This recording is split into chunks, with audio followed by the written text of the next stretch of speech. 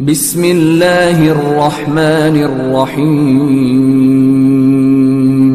شروع اللہ کا نام لے کر جو بڑا مہربان نہایت رحم والا ہے. ہم نے نوح کو ان کی قوم کی طرف بھیجا کہ پیشتر اس کے کہ ان پر درد دینے والا عذاب واقع ہو اپنی قوم کو خبردار کر دو. انہوں نے کہا کہ بھائیو، میں تم کو کھلے طور پر خبردار کرتا ہوں کہ اللہ کی عبادت کرو اور اس سے ڈرو اور میرا کہا مانو. وہ تمہارے گناہ بخش دے گا اور موت کے وقت مقرر تک تم کو مہلت عطا کرے گا. جب اللہ کا مقرر کیا ہوا وقت آ جاتا ہے تو تاخیر نہیں کی جاتی. کاش تم جانتے ہوتے. جب لوگوں نے نہ مانا تو نوح نے اللہ سے عرض کی کہ پروردگار، میں اپنی قوم کو رات دن بلاتا رہا لیکن میرے بلانے سے وہ اور زیادہ گریز کرتے رہے. جب میں نے ان کو بلایا کہ توبہ کریں اور تو ان کو معاف فرمائے تو انہوں نے اپنے کانوں میں انگلیاں دے لی اور اپنے اوپر کپڑے اوڑھ لیے اور اڑ گئے اور خوب تکبر کرنے لگے.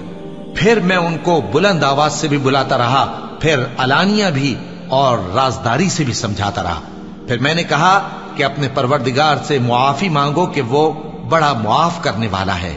وہ تم پر آسمان سے موسلا دھار میں برسائے گا اور تمہارے مال اور بیٹوں میں اضافہ کرے گا اور تمہیں باغ عطا کرے گا اور ان میں تمہارے لیے نہریں بہا دے گا. تم کو کیا ہوا ہے کہ تم اللہ کی عظمت کا اعتقاد نہیں رکھتے، حالانکہ اس نے تم کو طرح طرح کی حالتوں میں پیدا کیا ہے. کیا تم نے نہیں دیکھا کہ اللہ نے 7 آسمان کیسے اوپر تلے بنائے ہیں اور چاند کو ان میں روشن بنایا ہے اور سورج کو چراغ بنا دیا ہے؟ اور اللہ ہی نے تم کو زمین سے ایک خاص طرح سے پیدا کیا ہے، پھر اسی میں تمہیں وہ لوٹا دے گا اور اسی سے تم کو نکال کھڑا کرے گا. اور اللہ ہی نے زمین کو تمہارے لیے فرش بنایا تاکہ اس کے بڑے بڑے کشادہ رستوں میں چلو پھرو. آخر میں نوح نے عرض کی کہ میرے پروردگار، یہ لوگ میرے کہنے پر نہیں چلے اور ایسوں کے تابع ہوئے ہیں جن کو ان کے مال اور اولاد نے نقصان کے سوا کچھ فائدہ نہ دیا. اور وہ بڑی بڑی چالیں چلے اور کہنے لگے کہ اپنے معبودوں کو ہرگز نہ چھوڑنا، اور ود اور سوا اور یغوث اور یعوق اور نصر کو کبھی نہ چھوڑنا. اور اے پروردگار، انہوں نے بہت لوگوں کو گمراہ کر دیا ہے اور تو ان ظالموں کو اور زیادہ گمراہ کر دے. آخر وہ اپنے گناہوں کے سبب پہلے غرقاب کر دیے گئے، پھر آگ میں ڈال دیے گئے تو انہوں نے اللہ کے سوا کسی کو اپنا مددگار نہ پایا. اور پھر نوح نے یہ دعا کی کہ میرے پروردگار، ان کافروں میں سے کسی کو زمین پر بستہ نہ رہنے دے.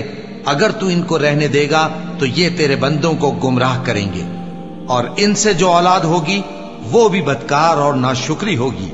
اے میرے پروردگار، مجھ کو اور میرے ماں باپ کو اور جو ایمان لا کر میرے گھر میں آئے اس کو اور تمام ایمان والے مردوں اور ایمان والی عورتوں کو معاف فرما اور ظالم لوگوں کے لیے اور زیادہ تباہی بڑھا.